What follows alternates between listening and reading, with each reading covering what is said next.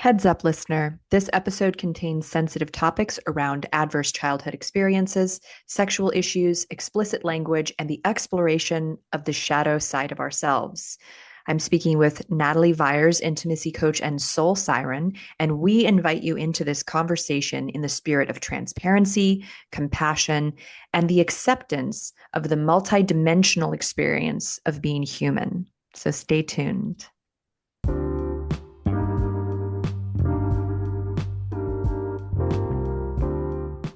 Every day there is a forgetting, and every moment there is the possibility of remembering. Remembering who you truly are, awakening to your body, to the inner world, to the experience of being alive. Here is where you find the beauty, the joy, and here is where you free your soma. I'm your host, Aimee. I'm here to help you move from pain to power, from tension to expansion, and ultimately from fear to love. Hi, Natalie. Hi. Hi, I'm excited for this conversation today. I think it's been probably like 2 years of following your posts, right? And commenting here and there, exchanging messages, here and there. And, the way you share, your way of sharing on social media is very bold, but vulnerable, funny, very real. And that's something that I just really respect about you and made you definitely like, when I said, "Hey, who wants to be on the podcast?" and you said me, I was like, "Yes, you." Because I've been really inspired, like seeing the way that you share and communicate about your own personal experiences and the things that you've gone through, and also the moment to moment, day to day stuff that shows up in and how it relates to the broader picture of human healing. So in today's conversation, just for anybody who's listening, we are going to be playing with and moving around through past and present and future and how it all connects, right? But one of the things that I wanted to discuss today, because it's something that I felt very connected to in your sharing, is the relationship between our parents, and in specific, perhaps in this episode, our fathers, right? Our father figures, our sexuality, and our self worth, and the way that those things are connected, but the way that it's very taboo and uncomfortable for many people to explore or even talk about how those things are connected. So maybe you can say a little bit about like, when did you kind of realize that your father was having like an impact on your body as a woman? Oh man. Well, I guess I only put it together that these things were connected in my 30s. And it was looking back in my history at certain experiences I'd had, particularly experiences I had as a teenager that were very confusing as I was learning about my sexuality. It's one of the big ahas for me was the understanding of where my difficulty with placing boundaries with men started, and going back to and looking at what my experience was like asking for my own space with my father, or expressing my own needs or desires. I was often met with actually unspoken shame, interestingly. That was one of the things that I only put together in hindsight, was that I have this particular memory of trying to place a boundary with my father in my bedroom, in my bed, when I was 12. And I remember feeling intense shame after I made the boundary.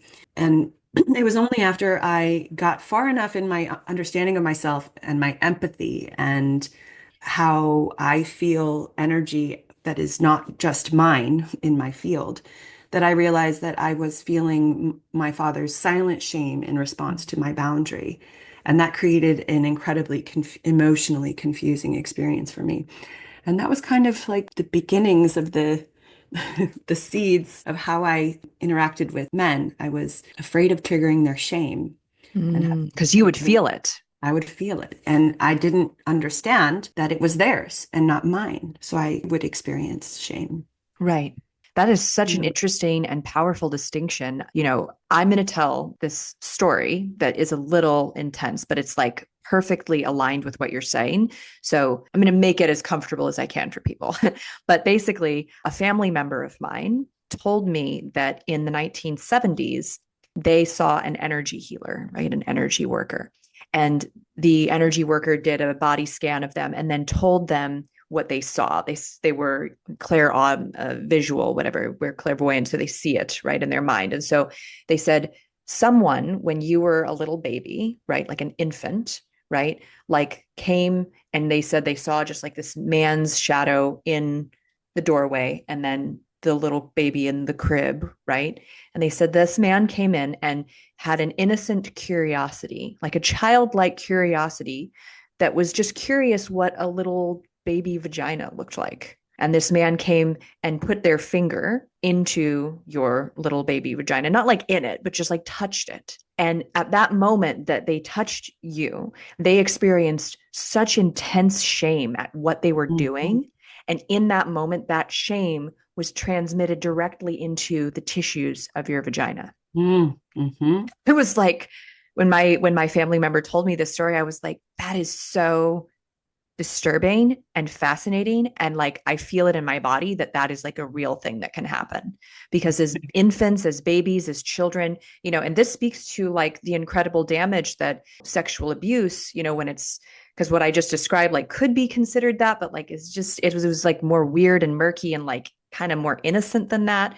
When it's like actual abuse, you know what I mean, Mm. that is like Mhm. premeditated and all of that, it just speaks to the volume of pain and misery that that can cause a person when something this innocent and small can. Because my family member was basically saying, like, I thought about that for years when, in terms of the shame that I carried in that area of my body in relation to Mhm. men that I came in contact with. And this, family member wasn't sure who this person was. They were like, I guess it could have been like my grandpa. They didn't think that it was their dad for some reason. They thought maybe it could have even been like a neighbor, right? So there's kind of like these unanswered questions. And the truth is, we don't really need to know the answers to all these questions, but to start to acknowledge the energy exchange that goes Mhm. on, right? Mhm.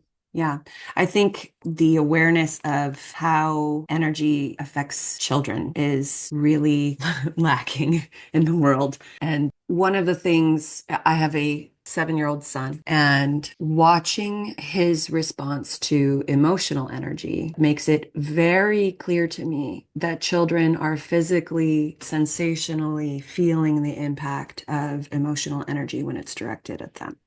If I mess up and let myself even like curl my lip with the tiniest snarl and get irritated and send that energy at him, I can see the hurt. I can see the impact. And it was witnessing that that made me realize that children can also feel sexual energy. And part of my story is that I found my sexual energy and pleasure pretty early in life, around 5 years old, and, had no understanding of what that meant, but I knew that it felt good. And I also was at 5 experiencing a lot of sexual turn on energy in my body. And what I realized later in my journey is that that isn't necessarily normal to be running a ton of sexual energy at that young age. Puberty is when that starts to happen naturally. Kids aren't experiencing those same urges and impulses, but I was. And when I put together that kids can experience energy from other people and feel it in their bodies and identify it as their own. And then you add the fact that there's often a fair amount of enmeshment between parents and children. Mm. And there's a a healthy natural version of that enmeshment, which is just the ability to co-regulate. Our nervous systems are connected. And so that made me realize that I was living at the time with a father who was looking at a lot of pornography and experiencing a lot of lust throughout the day. And so I was picking up on that, and that was beginning to form my sexual experience before I had any idea what any of that was. Did you know that your muscles are holding on to thoughts, memories, and feelings? If you have a tight neck or back, you're not just getting old, you're experiencing a buildup of tension from the life you've lived. Most people don't know this, but there is a part of your brain that can reverse and prevent chronic tension. When you relax your muscles, you not only move better and regulate your nervous system, but you also free yourself from the grip the past has over your body. So you can live with freedom, confidence, and enjoy your life now. How does that sound? Join me, Aimee Takaya, and discover what my clients are raving about at youcanfreeyoursoma.com. Yeah. And like, this is another layer that I can absolutely relate to. And I'm sure that people there, women who are listening, maybe even men who are listening, who are having like little pieces kind of come together as you're speaking about, things they experienced in their childhood that they might have given like a label or, thought they had it figured out. And then now what you're bringing in here is this like further understanding of the way that our parental figure, in this case, our fathers, habits and behaviors and their energy profile, their emotions about what they're doing. Because I think that's part of it too. It's not just the looking at the pornography and the lust, Mhm. it's like then the judging of himself about Mhm. that, the shame about that, the other things that go on about that, feelings of unworthiness or whatever the wound might be that is part of the addiction, right? And we can go there in a minute to talk about like, a pornography addiction, because it's a real thing, right? In that sense. Mhm. And, for me, I was exposed to my dad's magazines. I found them underneath a mattress when I was like 4 or something.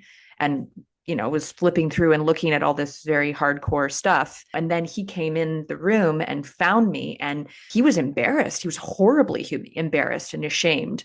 And he yelled at me and he grabbed them from me. And then there was a later experience where I encountered, I woke up from a nightmare and I encountered him watching something. And again, he yelled at me. And what I understand now from like my adult brain is like, oh, he was like freaked out and ashamed and embarrassed.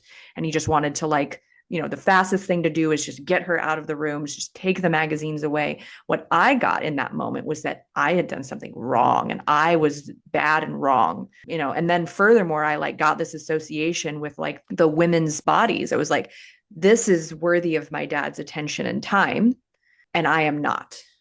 Specifically Mhm. with that nightmare thing, which honestly, like, this is one of the first things when I was 16 that I went to therapy about. And like, I didn't even know at the time, but I had like a therapist doing like EMDR and stuff. And it was like, I dug into that one because it did affect me. It affected the way that I operated around sexuality. And it had me questioning all these things, and wondering, did my dad abuse me? Did anything ever happen, because I was making that connection? And what I can say now is like, no, like he didn't do anything to me, but I felt the impact almost as if something did happen, because energetically, it's not that different than actually having an experience, because it is different, but there's something about it that also makes that long lasting impact. Do you know what I'm saying? Yeah, I think failing to protect you is almost as bad as abusing you. There you It, go. Yeah. it has a very similar impact. And also failing to co regulate with me and comfort me and explain to me and be calm in his nervous system. But Right. instead, at the time, he was just, Failure to prioritize your experience and recognize that you had your own emotional response and your own thoughts about what was going on there and probably needed a bit of an explanation. right, right. Yeah. And how different might it have been, right? How Yeah. different might even having a father who's watching pornography and being lustful about it, if it was coming from like a place that was not wounded, that was coming from a Mhm. place that was like more transparent and other things in the dynamic, right? Sometimes it's not like what we're doing, it's like how we're doing it, the energy we're carrying about it, right? Yeah. I made a similar conclusion about, the women's bodies and looking at my body and, that comparison starting at a very Very early age. awkward time. Yeah. And I just wrote recently about the recognition that unconsciously, for a lot of years, I held extra weight on my body because the fear was I have for a long time, I continue to have a challenging relationship with my father, and one in which his unconditional love does not feel accessible. Mm. And the fear was that if I lose the weight and look like what he approves of, and then he loves me, it won't feel as good as it would if he just loved me fat. Yeah. Or it would prove that like you weren't lovable until you lost weight. It would like prove that that was what was holding back the love. And instead you're like defiantly like, no, if you're going to love me, you're going to love me on my terms, not because I met some standard that you have. Unconscious desires that aren't always the most helpful. I just discovered another one that I recently that I've been doing, which is I'm keeping myself broke because if I create too much success and then you love me, you only love me for that. Mm. That's the fear. And I've been unpacking that one just as I did successfully unpack the fear of becoming my sexiest version of myself, which Mm. is to me the healthiest version of myself and the one that just embraces mm, being in my happy place body. But it's a process to remove and like pull the root of those beliefs that we plant when we're way young and we got no Yeah. context and no idea that those beliefs are not helping us. Because they're not even beliefs at that time. They're just felt experiences, they're Yep. sensations, they're bodily reactions at that time that they're created. And then later we can look back and with our, executive function and all of the, more linear cognitive development that we get later on, it's like now we can give it a name and we can label it and we can now start to take it apart and deconstruct it, right? But a lot Mhm. of it is at the very base level, like you were describing, feelings in your body, lustful sensations, right? And then shameful sensations, and they were blended together, right? And it's like so confusing because when you start to, trace that back to like, oh, it has something to do with my dad. Like I said at the beginning of this podcast, like I feel like it's a very taboo thing for people to just talk openly about. It's not something that people are exploring or speaking to, and I think that it's affecting a lot of us, though. I think it Mhm. affects men too. They pick up on some energetic profile of the way their father experiences sexuality. And then, they lean into that unconsciously. They recreate that, so it happens in all different directions with our parents, right? I really think the main root to all of it is shame. Mm. I think shame is the thing that looking back on how, my father passed it to me, he did sometimes actively shame. A lot of the time though, it was happening simply because he was experiencing his shame and I was there for it. Like you said, silent shame. Like there's the Yeah. vocalized, like you shouldn't do that. That's wrong. That's bad. Yeah. And then there's the feeling the person's having that they're not saying, that Yeah. maybe even in their words, they could be like justifying their behavior or coming up with like a reason why it's okay. But inside they're feeling the shame, right? Like it's an internal thing. And just thinking about like, how shame feels in your body. It is the ickiest feeling. It's a horrible feeling. And when you're a kid, when you're little, and all of a sudden you just have this like explosion of icky sensation in your body because and you had this interaction with this adult that you don't have any context or awareness why it might be a shame-filled experience for them. And it just plants itself in your story of yourself as there's something wrong here. And Yeah. usually it's there's something wrong with me. Right. That internalizing and making it about us. I still like find myself drawn into that game where, I'm around someone and I'm like picking up on certain things and I'm like, it'll take me like a little bit. I'll be like, why do I feel like I'm in competition with this person? Like, this is so strange. Like, and I'll try to like analyze myself and like figure out why I feel that way. And then once I get some space from it, I'll be like, oh, wait, that wasn't me. I don't feel in competition with that person. That person felt in competition with me. That person Mhm. felt threatened by me, but I was Mhm. feeling their threatenedness and making it mine, making it my Mhm. experience. But when I actually dig down for that in this specific context, there isn't actually a through line, right? Yeah. But then speaking to kind of like how that, this is kind of like a more casual moment, but like when you've experienced these things as a child and then you carry them like you did for 25 years before you start to know the root of it, right? It's like at this point, it has that expression and that sexual experience, that sexual energy has become part of your profile. It's like that inherited thing that now you get to reform and reframe and retrain your brain around Mhm. that, but you don't get rid of it. We can't get rid of Mhm. our conditioning. We can't get like undo it completely, but we can like navigate it differently. So maybe you can describe like, some of the way that you operated in your teens and early 20s, and then as you have continued down this path of your increased self-awareness, your body awareness, like what did that look like to come into a sexuality that felt more authentic and more like your own? So as a teen, I definitely felt my worth laid in being sexually pleasing to men and being found looking attractive. And I never felt attractive. I always felt like I couldn't quite get there. I accepted less than great treatment while dating and didn't have very many like standards or expectations for myself.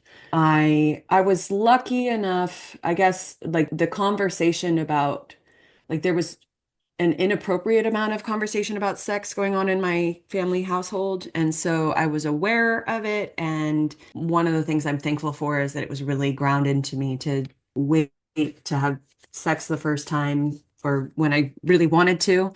And I was lucky enough to have a wonderful first experience with kind of my first love in high school. And I was with him for 4 years, and that was the like beginnings of nurturing my sexuality.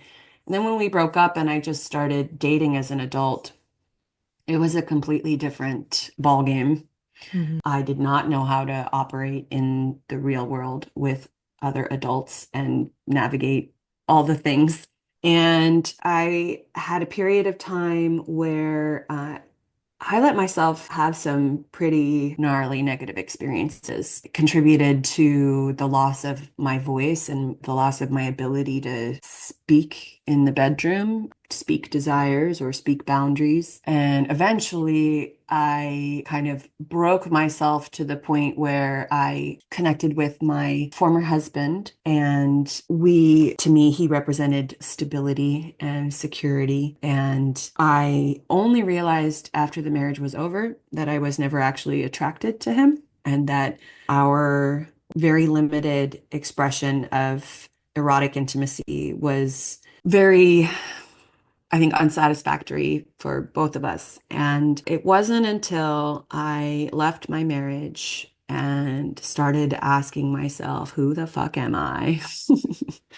Well, actually, my kind of reinitiation into enjoying my sexuality came from reconnecting with my original high school boyfriend 10 years later. Oh, wow. And it was like, my body lit up like it was on fire. And I was like, oh, this is sexual attraction. This is how it feels when you actually want it. And that led me to an exploration of, and starting to talk about and share about how common it is for women to engage in things sexually that their bodies don't actually want, that they talk Right. themselves into. That brought me to the birth of the Blowjob Queen course. That was a fluke. I was in a feminine business group and someone asked a question about blowjobs and I responded confidently. It's one of the areas I have a lot of confidence. And I was asked to teach a course. And in talking with all these women and, learning about their experiences, I realized that it is super common for women to be providing pleasure and engaging in pleasure that they are not actually receiving any pleasure from. Mm-hmm. And so I decided that I was going to go ahead and slap that label on myself and put myself on the internet as one of the spokespeople for owning your desire and owning your pleasure and valuing yourself enough to only engage when your body is a full yes and all things are go. And doing that work with women helped to further empower me and then working on my relationship with men in general, learning to discern who the kind and loving and trustworthy ones are, learning to deeply value and appreciate them and respect them. That led to finding a partner who created emotional safety for me. And within the bounds of that partnership and with a lot of communication, I reclaimed my ability to ask for what I want or say what I don't want with a lot of tears. There was a lot of crying in that relationship. Yeah. Well, I mean, it's so connected, I think, like you're describing your voice and then like, a blowjob, like there, I think especially in the realm of blowjobs, it's a really great place to explore boundaries because you're Mhm. taking in this very like intimate part of somebody else's body and it's like very intense. Like I think that, obviously like penetrative sex in any way is intense, but especially like a blowjob, it's like in your face, like it's right Mhm. there, up close and personal. And, you know, as you said, there's a lot of women that kind of just go through the motions or they do what they think they have to do, but there actually are like nerve endings and sensory feedback in your mouth and in your throat that can receive pleasure from it, that can Oh enjoy yeah. it if you are present to what you're actually feeling, what you're actually ready for, what your body's saying yes to, and what it's not. And, Yes. I'm just guessing, I'm guessing that like in this blowjob queen, it's like you use that word reclaim, like giving the woman that permission to take kind of control of the rhythm and the pace of the blowjob, which is I think what men actually want. Even if they're 100%. doing something dumb like pushing your head down, and that like crap that I mean some people probably like that. But you I know mean, what it's I'm saying? tragic actually that like that a lot of women experience treatment like that. And there are like I have spoken with women who their part, the men they're with insist, they can only get off one way and so they, coerce women into providing it for them. And one of the things I've been talking about recently is that like one of the downfalls of like porn industry and this like masturbatory culture we've got is a lot of men have traumatized themselves into very rigid Right. and limited expressions of their sexuality. Right. Like And they can only come one way, like you just said, like that they uh-huh. have this, and it's usually involves some kind of shock, like they have to be shocked into it or something. Mm-hmm. Or yeah, or intensity. I mean, it's very, very common for men to believe they can only orgasm one way. And usually it's because they're trying to use a woman's body to recreate how they would do it themselves, essentially, or, Oh. better than they would do it themselves. But it's all they know. And one thing my course does is yes, it empowers women to set the pace, to allow their men to get curious about what a different experience might be, to, relax about things, to choose their own comfort and prioritize that the entire time.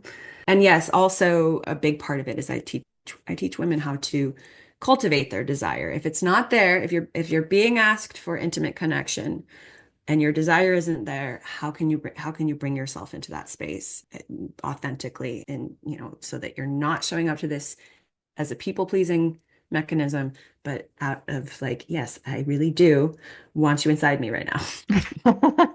Oh, that's so important. And I think it was in my 20s, I did this, period where I was celibate, but I like took it to another level. Like I was like, I'm not even going to flirt with anybody because I wanted to get a hold of like my mechanistic, like you said, people pleasing or like automatic ways that I would posture myself instantly around men. And I started becoming aware of it. This was when I was starting to do my somatic movement practice, which is like my whole thing now. But this was very, very early on in that I started becoming aware, like, oh, hey, like I walked into this party in this room and some part of my brain scanned the room for like who's the most important guy here. Oh, it's the DJ.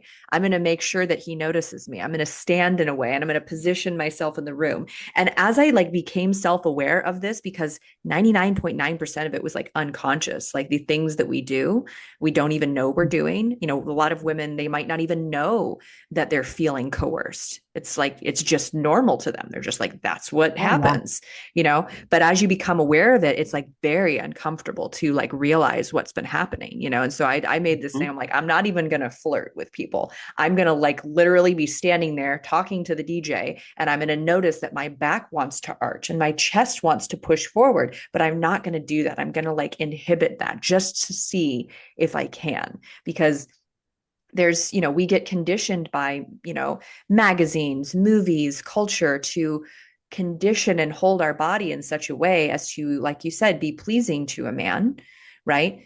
And it's not like this positioning of ourselves in this way is like that there's anything wrong with it. It's like, what is the intention behind it? And is it an act of being connected to your authentic, desire? Or is it just what your body does because you trained your body to do that at some point because you saw it in a movie? You watched Jessica Rabbit in the 90s or whatever, and you're like, that's what a valuable woman looks like. Oh, the social conditioning is so heavy. Even just like, the idea of like wifely duties is a way that, very subtle or not so subtle coercion happens. But we very often, most often in these situations are ultimately doing it to ourselves Mm-hmm. by overriding our own lack of desire and failing to speak up for that. And it's understandable that we have that feeling because like in my case, I was taught that it was a shameful thing to ask for what I needed and say what I wanted. And the most basic when it came to, my space, my private space, my body, I was taught that you know, by mistake, they certainly weren't trying to teach me this, but I was taught that it was shameful to have those needs of my own. Right. And you can go through a lot of intimate and romantic situations believing that before you realize that that's not actually the truth. Totally.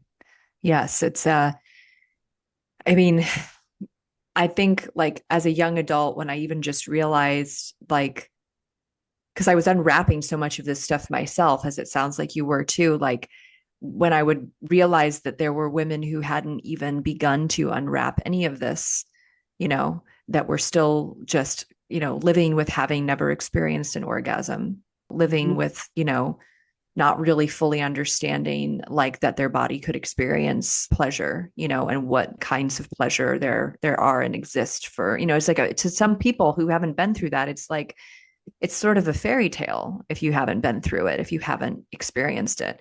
Like when I was younger, I don't think I could have even imagined saying what I wanted someone to do. If I had like a desire, like to voice that, like when I was younger, it was inaccessible to me.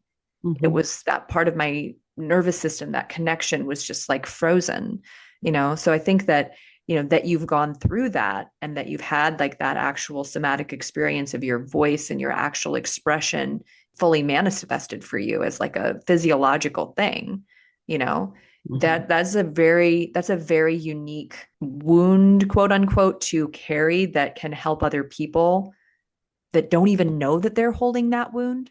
Like I said, it's like Hmm. still invisible to them, right? And Hmm. then when they hear you talk, when they hear you speak about it, when they hear this podcast, right? Like they can start to go, oh, I've been holding back and I didn't even know that I was holding back. And I've been holding back to myself. Like you said, we do Yeah. it to ourselves. Someone does it to us and then we keep it going unconsciously. Yep. Yeah. It's so refreshing to just be able to kind of share about this in an open way.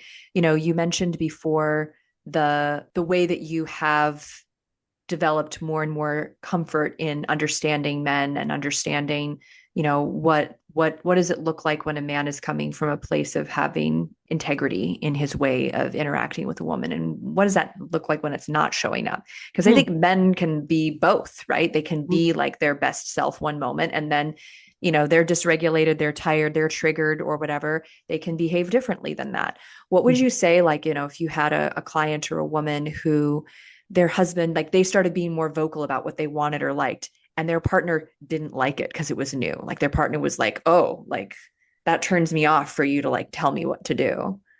What would you say to that? How would you navigate that in a guy?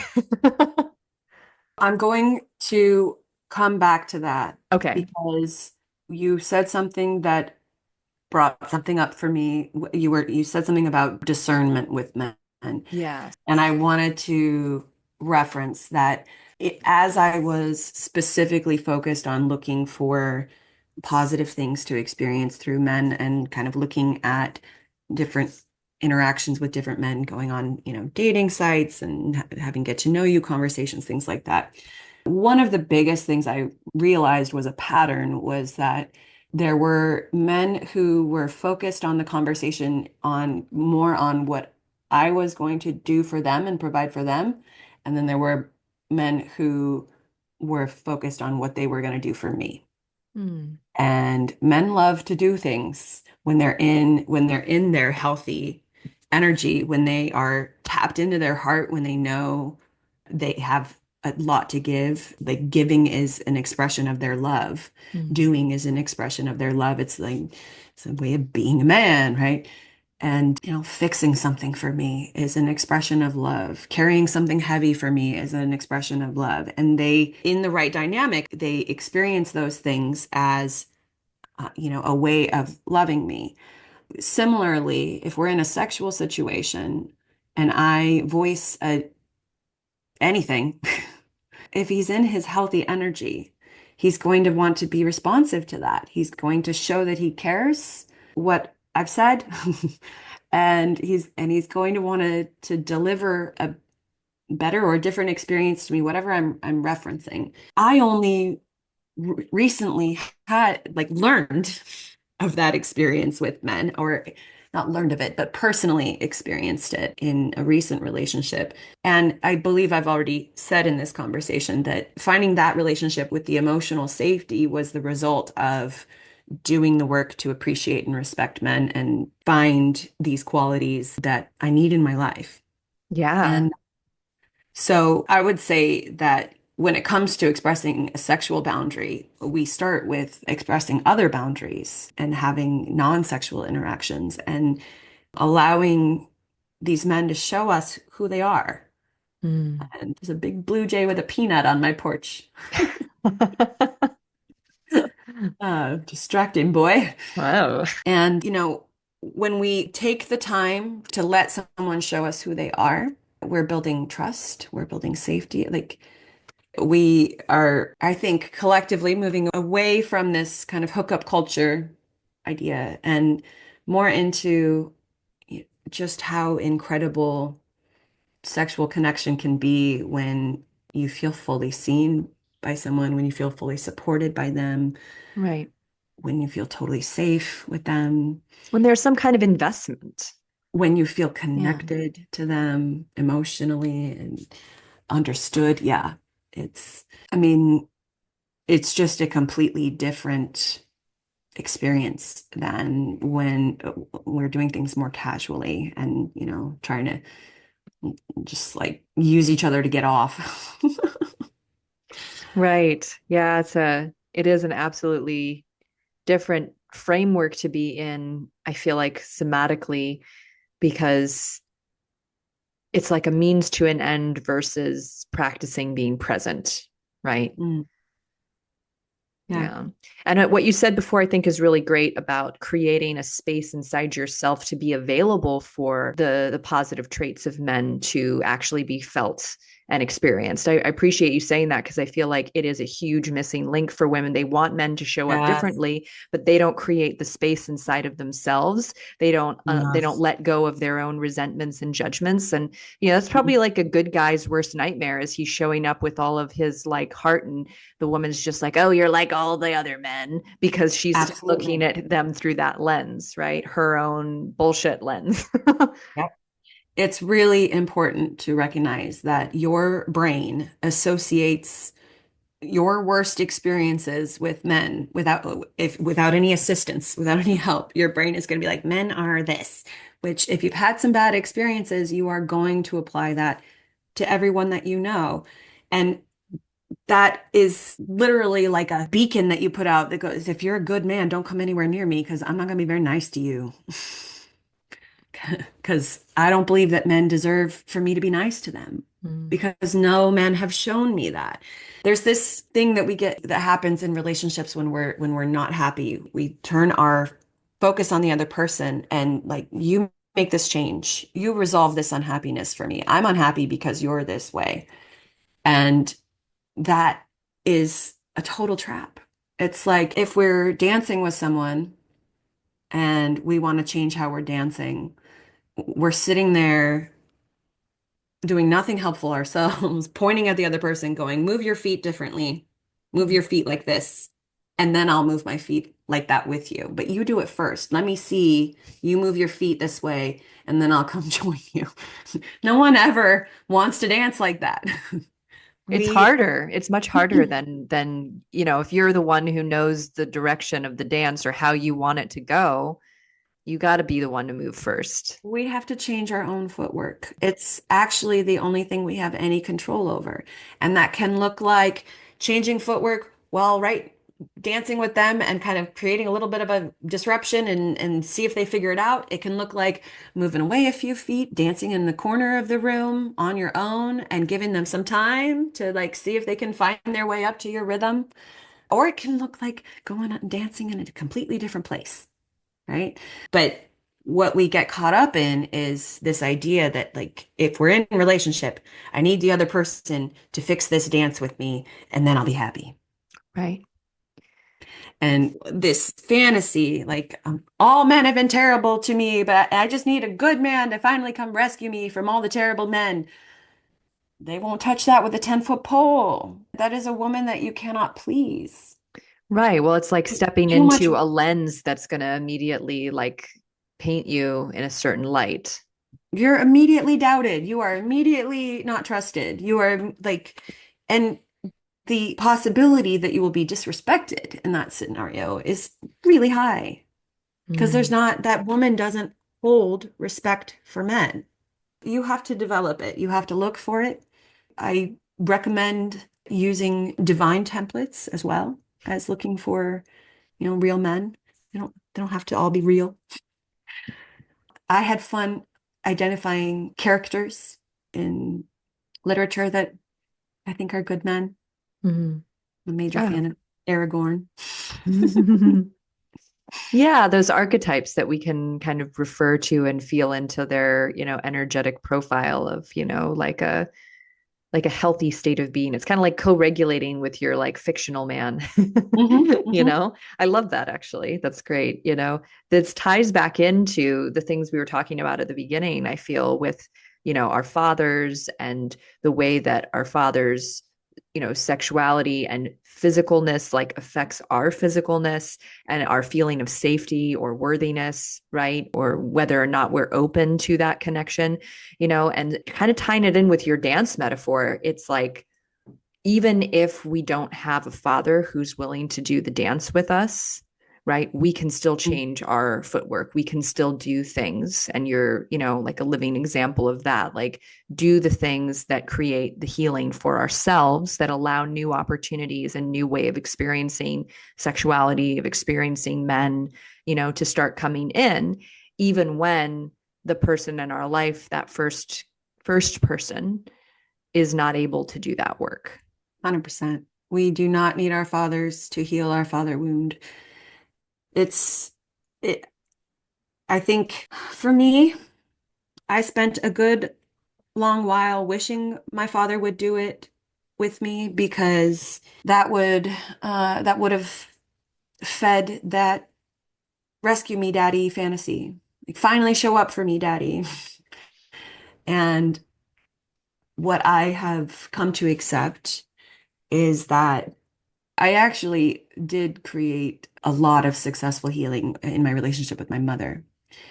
And my all what we had to do in order to be able to co-regulate with each other, in order to feel peaceful together, harmonious, was go through a lot of pain. Mm. She had to witness a lot of my stuff, and I had to witness some of hers that, I spent some time being an angry teenager and angry 20 something, and we alchemized all that. I was working on that with my father, hoping to do the same thing, and just found that his willingness was not there like my mom's was. Mm. He wasn't going to manage to step onto that spiritual path with me and become a partner. And instead, he provided this incredible friction force for me on which to sharpen and strengthen myself. I have qualities thanks to the difficulties with him that I wouldn't possess otherwise. I'm very strong and very brave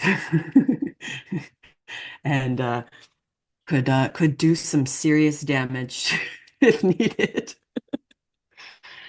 And working on my father wound alone looks like going through that pain and those feelings with support with someone else and allowing myself to see those things can be pulled up from the root and shown to be nonsense.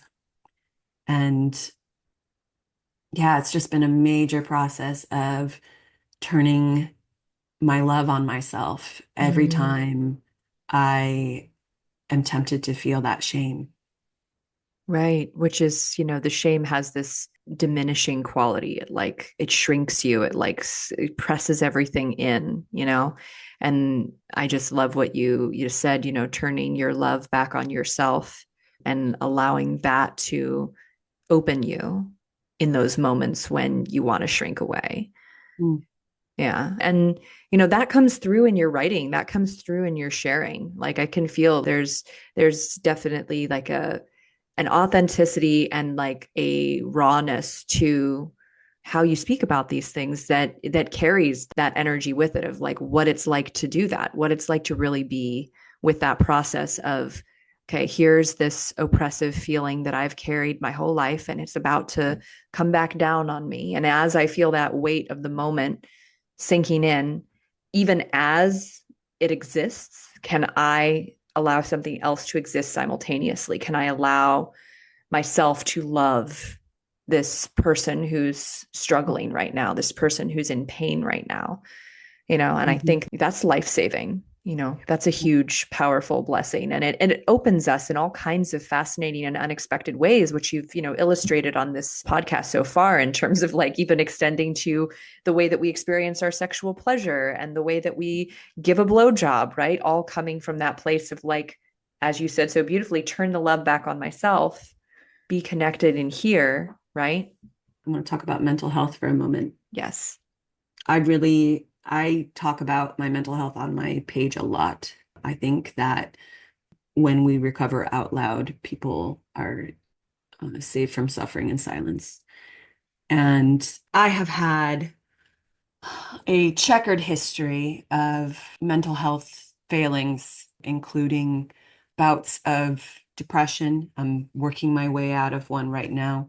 And I've had periods of pretty extreme generalized anxiety.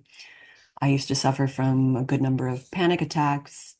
And first, depression comes on when I have so much emotion in me that I unconsciously want to depress it, to kind of shove it down, push it down.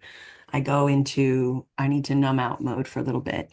I have learned it's never helpful to criticize myself in this state. It is helpful to allow myself to dip into it for little periods. And I think that that can be a self-loving thing when there's so much to feel at once. Mm. The anxiety I have learned to manage using vocal somatics.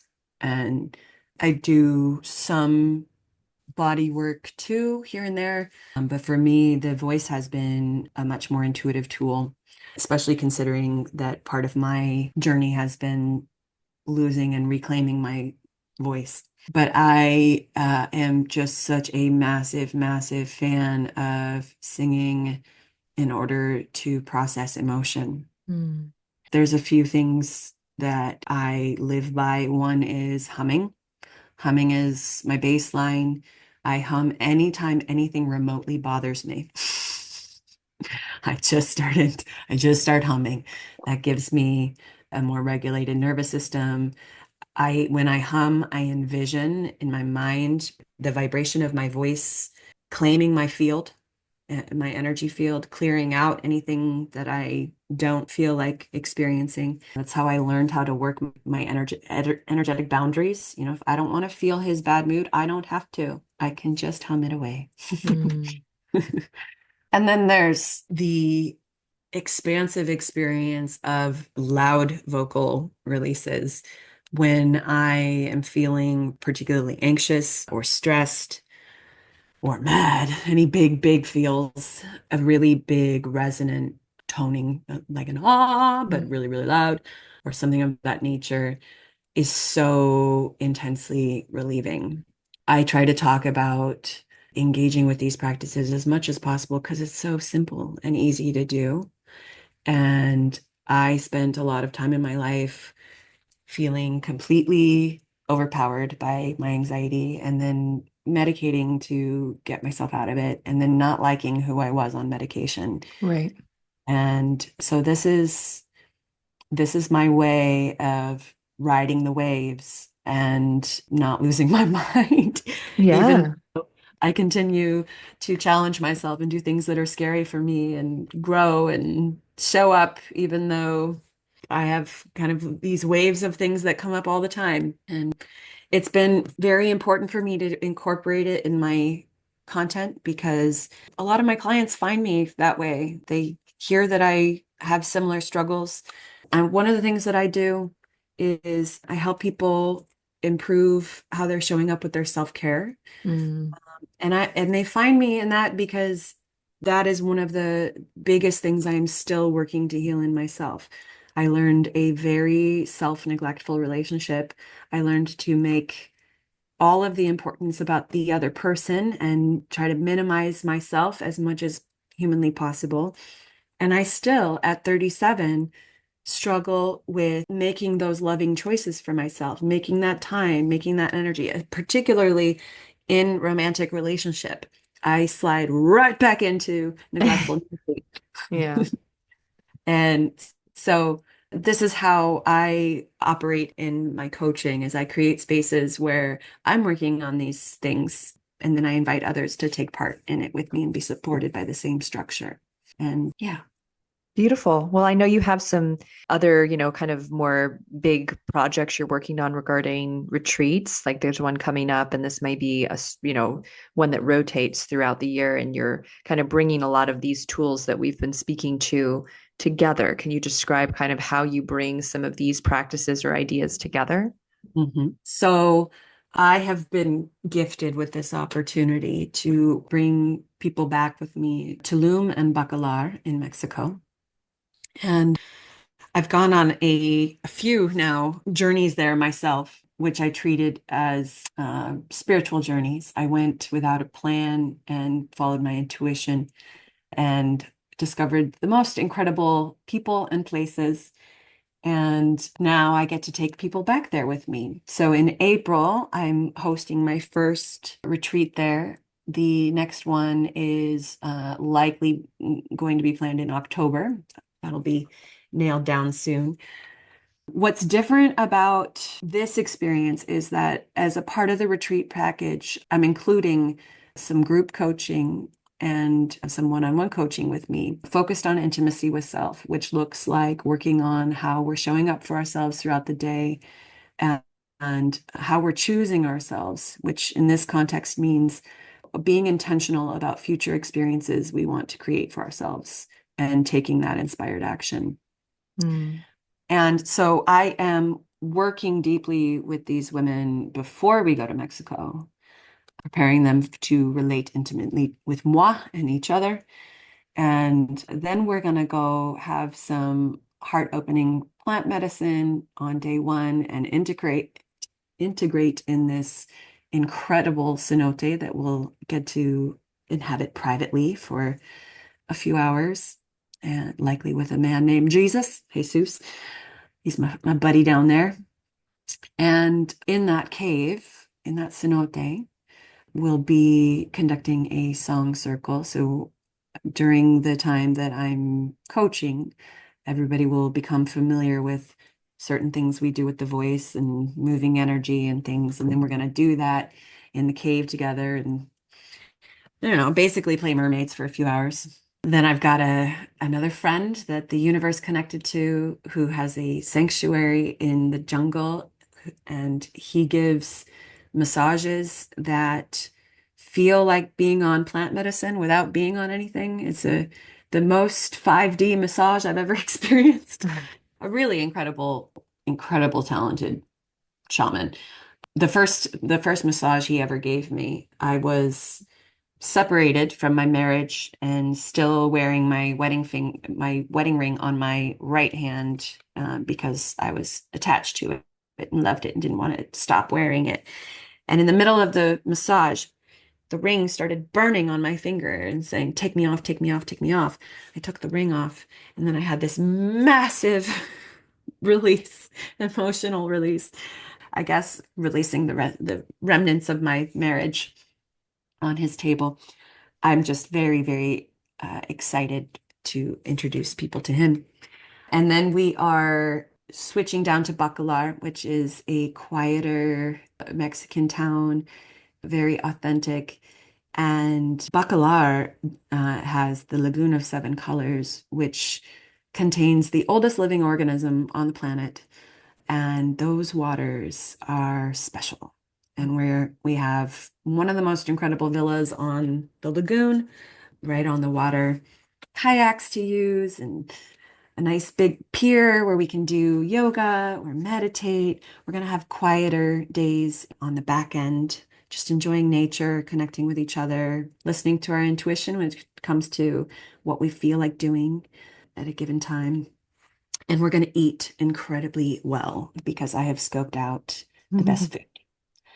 So that offer is going to be biannual. I already have people interested in the next one who needed a little more time to get their act together, but it's going to be an experience like no one else can bring together.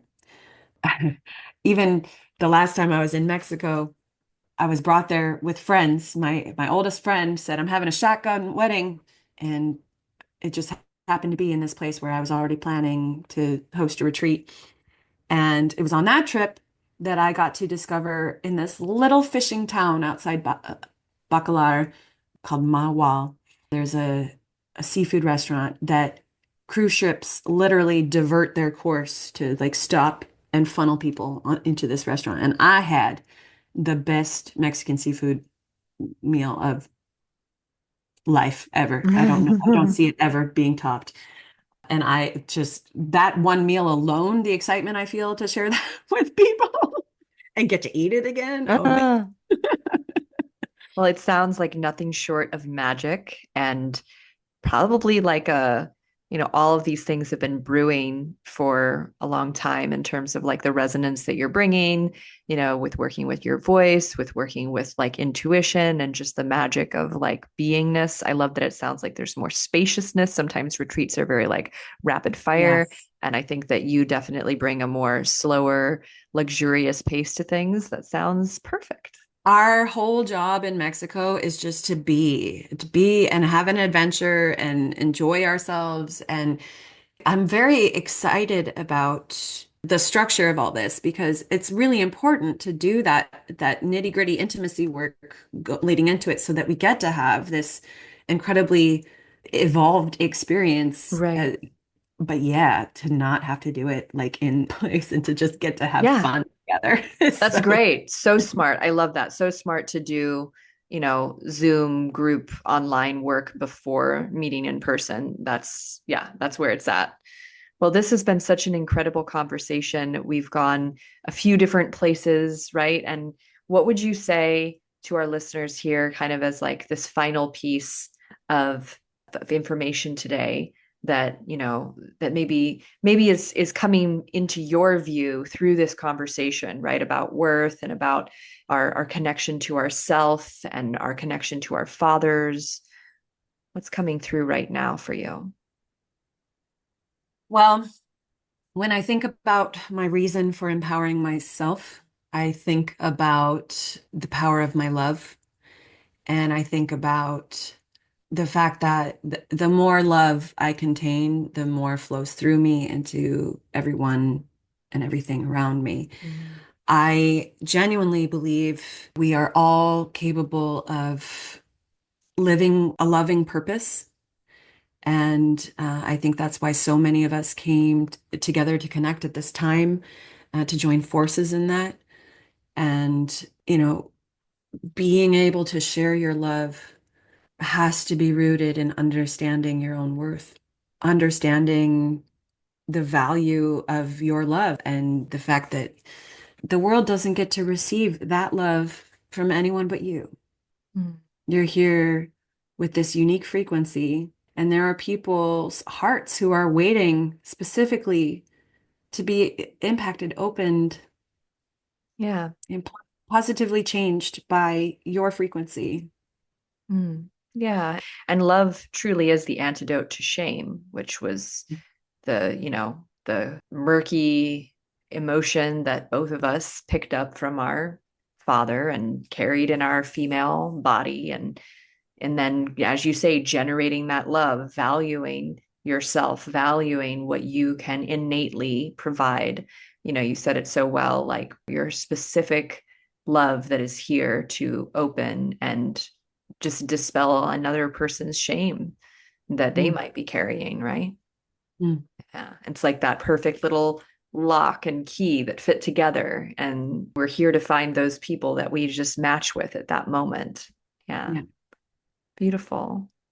It was so lovely connecting with you. I will continue to be reading and following your posts. And if you're listening to this podcast and you've been touched by the transparency and the stories that we've shared and Natalie's journey, please follow her on Facebook, Natalie Vires. That's V like tires, but Vires. Mm. And where else can people find you?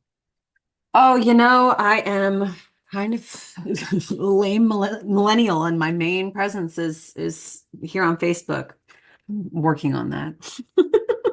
Right on. And Facebook is I have an audience nurtured with so much love there. And if you do come into my world and want to connect with me specifically from this podcast, it would be wonderful if you send me a direct message and let me know where you're coming from and that you would like to join my flock, because I get a lot of friend requests and I don't necessarily approve all of them. And so I'd like to know if you're coming with intention and know that you feel a sense of alignment. Mm, wonderful.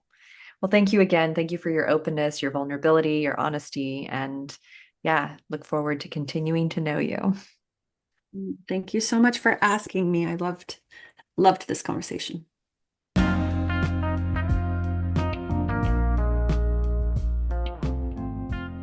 Hey there, friend. I hope you enjoyed today's episode. I would love to hear your thoughts. Follow me on Instagram at Aimee Takaya and send me a DM about this episode. I'd like to thank you for being part of this somatic revolution. And if you'd like to support the podcast and help more people learn about somatics, consider leaving a review or a rating. And finally, if you'd like to have the experience of relief in your tight hips or back and learn to understand what your body is really saying to you, visit youcanfreeyoursoma.com. I can't wait to share with you what is truly possible. Bye for now.